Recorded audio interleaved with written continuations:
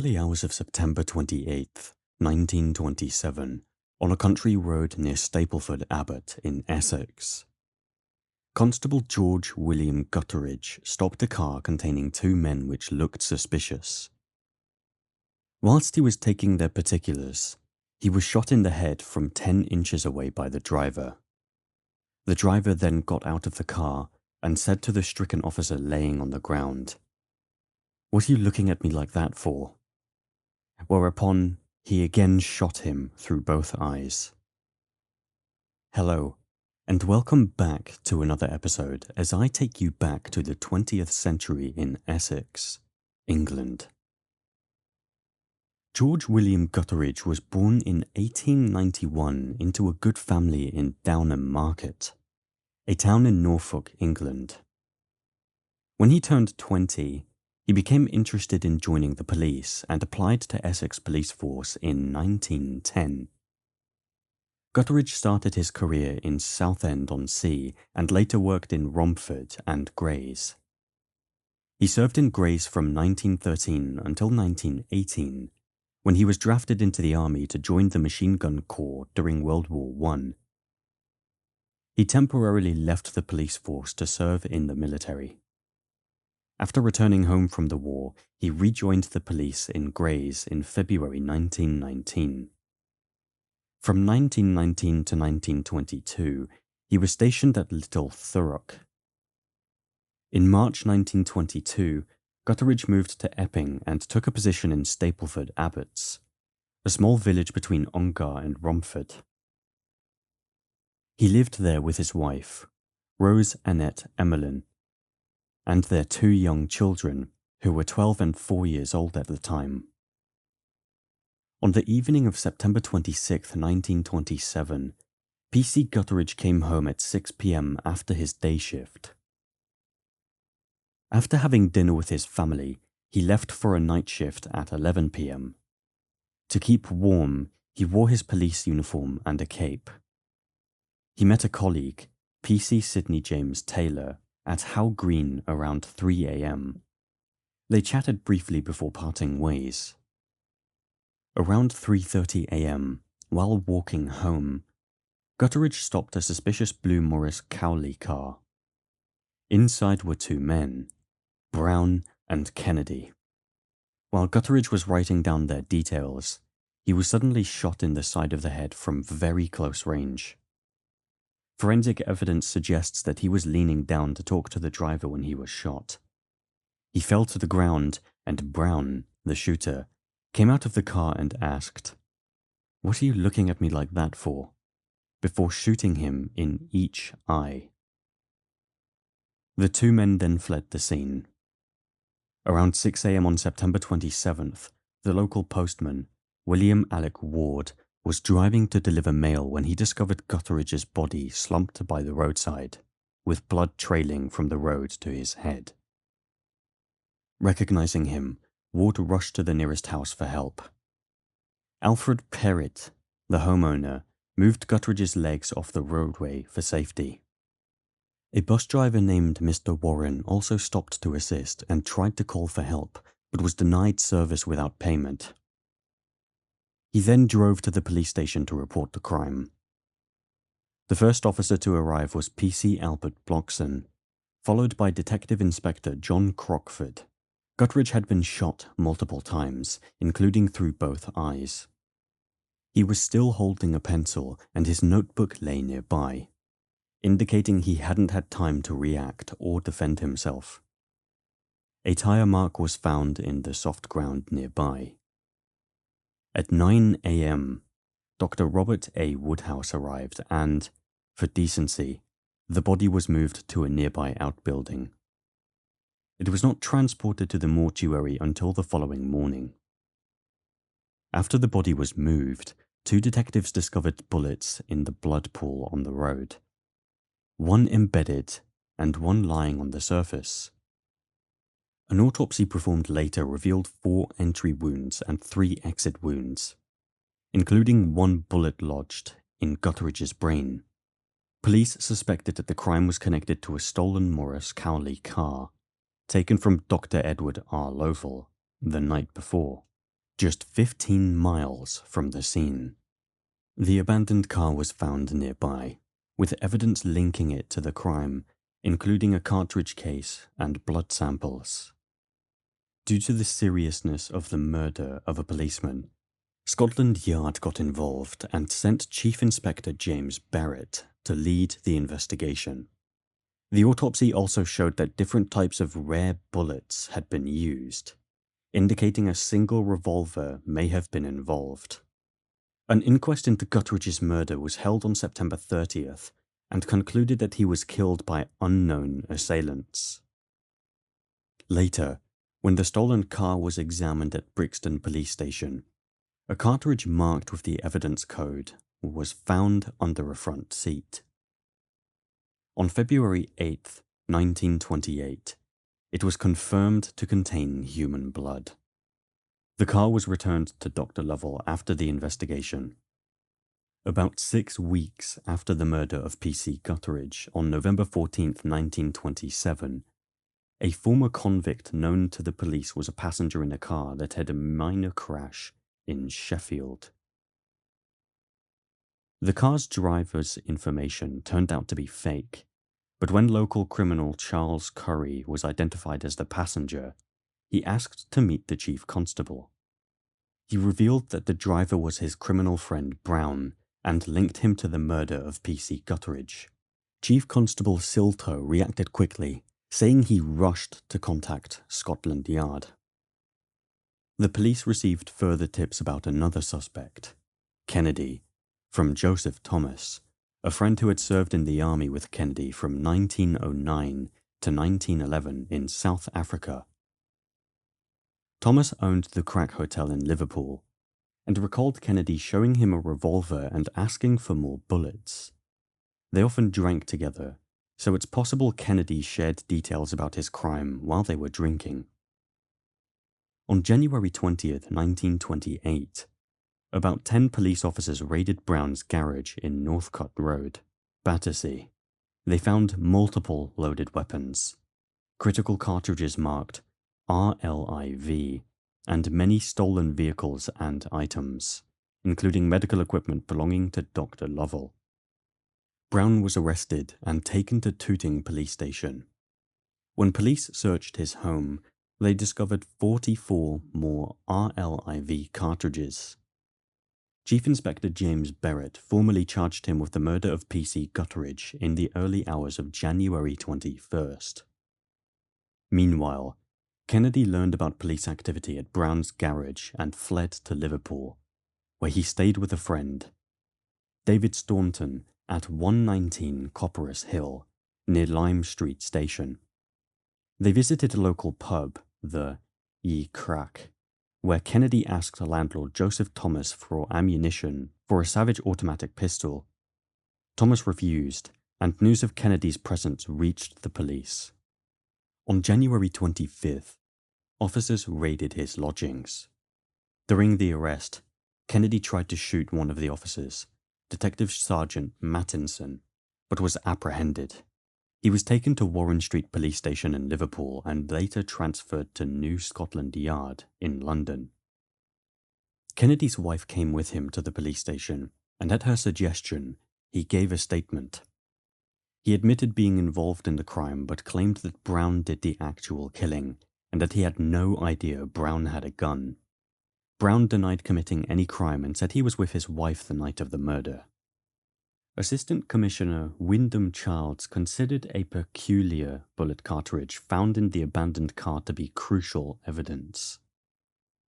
This type of cartridge had not been used since 1913, and anyone found with it could likely be the murderer. The ammunition seized from Brown's garage included various types that fits his Webley revolver, suggesting he loaded it with a mix designed for maximum damage at close range. When Brown was arrested, a loaded Webley revolver was discovered in the glove compartment of his car.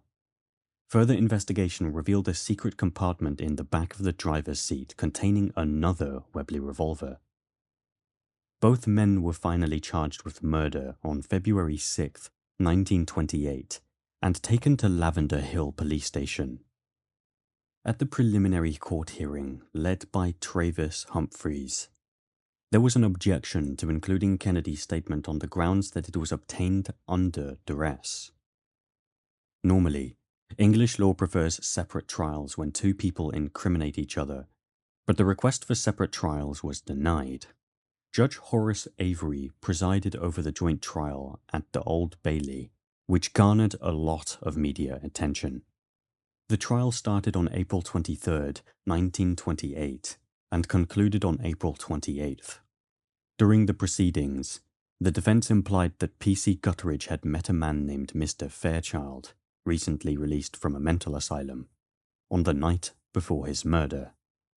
However, both Mrs. Gutteridge and PC Taylor claimed this was not true and seemed to be a distraction from the real events. Despite being instructed by Justice Avery not to talk about the attempted murder of Sergeant Mattison during Kennedy's arrest, it was discussed extensively in court.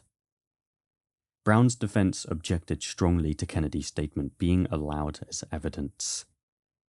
Brown claimed the stolen property and weapons found in his garage belonged to other people who stayed there, including Kennedy, whom he claimed not to know well. Kennedy did not testify in his defense. Brown justified the loaded Webley revolver he had on him by saying he had been robbed in the past while delivering a car. Kennedy's earlier statement to the police was read in court. He admitted that he and Brown went to Billericay with the intention of stealing a car. However, after being disturbed, they took the Morris Cowley instead. He described how they were driving on a quiet country roads when PC Gutridge stopped them. Brown was driving at the time. After some questions, Brown shot Gutridge twice in the face and then shot him in each eye to ensure he was dead. They drove away quickly, crashed due to the fog, and abandoned the car in a cul-de-sac in Brixton. They then took a tram to the garage early in the morning and disposed of 2 doctor's bags they had taken from the car. Brown's defense team, which was separate from Kennedy's, argued that Kennedy's statement should not be allowed in Brown's trial because it was very damaging. However, the court did not accept this argument. Surprisingly, Brown refused to take the usual oath to tell the truth in court, saying, "I do not know the whole truth, so I cannot make this oath." The judge was frustrated and asked him directly if he would take the oath. In the end, Brown did agree to take it. Brown tried to explain why medical instruments like forceps were found in his garage, claiming he bought them as tools. The defense was somewhat supported by Dr. Lovell, who couldn't confirm that those items definitely belonged to him. Kennedy, in his statement, admitted he was very nervous after reading about the crime in the newspaper and started drinking more. On December 17th, he returned to Liverpool. 2 expert witnesses, George Henry Ibbotson from the Royal Arsenal and gunsmith Robert Churchill, provided evidence linking a gun cartridge found at the scene to Brown's Webley revolver. Other experts, including William Fox from the Royal Small Arms Factory and George Henry Perry from the Royal Arsenal, were even more certain and confirmed that Brown's Webley had fired the bullets. They showed the jury the cartridges and a microscope to look at the unique markings, leading the media to call the case hanged by microscope. Dr. Roach Lynch presented additional post-mortem evidence. Interestingly, the firearms expert found that the bullet that struck PC Gutridge's cheek and left eye were made of cordite, while the bullet that hit his right eye was a black powder bullet.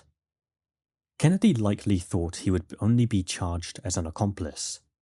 His testimony ended up incriminating both him and Brown. If he had known he could face execution, he might not have been so honest. Ultimately, both were found guilty of Gutridge's murder. Technically, the death sentence for Kennedy was also linked to his attempted murder of the policeman who arrested him in January. An appeal focusing on the need for separate trials was denied. Kennedy was executed at 9 a.m. on May 31st, 1928, at Wandsworth Prison. On the same day, Brown was hanged at 9 a.m. at Pentonville Prison, executed by Robert Baxter with assistance from Henry Pollard, while Kennedy was executed by Thomas Perrier Point with Robert Wilson's help. Before his hanging, Brown even attempted to take his own life. This case is a rare instance of double hanging happening at two different prisons on the same day. Both Brown and Kennedy were buried in unmarked graves at the prison. Kennedy had told his wife he would sign a statement to be charged only as an accomplice, emphasizing that he had believed he was less guilty than Brown. Frederick Guy Brown was born in 1883 in Catford to poor parents. By 1909, he lived with his mother in Aynsham, Oxfordshire, running a bicycle repair shop called Brown Brothers. He began stealing bikes, altering them to hide their identity, and then resold them. After failing to remove a serial number, he was sentenced to 12 months in prison. And in 1910, he was also convicted in Abingdon for carrying a revolver and had multiple charges for theft and robbery. Brown was an impressive figure, standing at 6 feet 7 inches tall. He was known not to smoke or drink alcohol. He married Miss Finch in 1915 and moved to Clapham. In 1916, he joined the Royal Engineers during World War I, but never saw action, spending his time at Longmoor Camp. He eventually fell deeper into a life of crime, which included stealing and selling cars. From 1923 to 1926, he lived in Eastwood, Essex, and became familiar with the area. He served time in Parkhurst Prison but refused to do hard labour and was moved to Dartmoor. He was released in March 1927. After his release, he became a motor engineer and opened a garage at 7A Northcote Road, Lavender Hill, near Clapham Junction, called Brown's Globe Garage. He rented the space from Mr. Mistlin, who owned the neighbouring Globe Cinema. Brown had a long criminal history, having served in both Parkhurst and Dartmoor. He owned several firearms, including a Webley revolver and a small Smith & Wesson. At the time of the murder, he lived with his wife and young daughter at 33A Sisters Avenue in Clapham, having moved there just 2 days before the crime. He had previously lived at 2 Huguenot Place and with his sister-in-law at 45 Colvin Road in Eastham since his release from prison. Up until his arrest in January 1928, Brown continued committing numerous robberies and car thefts, often carrying a weapon. William Henry Kennedy was born in 1891 in Ayrshire, Scotland, and came from Irish background. His father, James Kennedy, worked as a mining engineer. William had a troubled past, with a history of petty crimes like robbery, assault, drunkenness, and indecent exposure. He likely met Frederick Brown while serving time in prison. While he was not in jail, he worked as a compositor in a printing factory and spent several years working in Liverpool. In 1903, he joined the Loyal North Lancashire Regiment, enlisting under the name William Herbert. He served until 1911, after which he used multiple aliases and was imprisoned under different names. His longest prison sentence lasted 3 years for stealing in 1913. When he was released in April 1916, he was conscripted into the military but deserted in August of that year. Remarkably, he rejoined the army a week later under a false name, Patrick Mayne Fitzpatrick, and became part of the King's Liverpool Regiment. However, he couldn't stay out of trouble. In May 1917, he was convicted of theft in Oswestry and served 4 months in jail. Shortly after his release, he deserted again. Astonishingly, he managed to re-enlist in October, this time in Baden, County Cork, under the name Michael Sullivan. After World War I, he returned to life filled with petty crimes and indecent exposure. In 1927, Brown hired him as a handyman and a bookkeeper at his garage in Clapham. Kennedy lived in a small room at the back of the workshop. Together, they went out to steal cars. On January 18, 1928, Shortly after the murder of PC Gutteridge, Kennedy married a woman from West Kirby. Unfortunately, they only had 1 week of married life before he was arrested. At some point in his life, he claimed to have been part of Sinn Féin and said he killed 2 black and tans during the Troubles in Ireland, although it's unclear how much of this is true.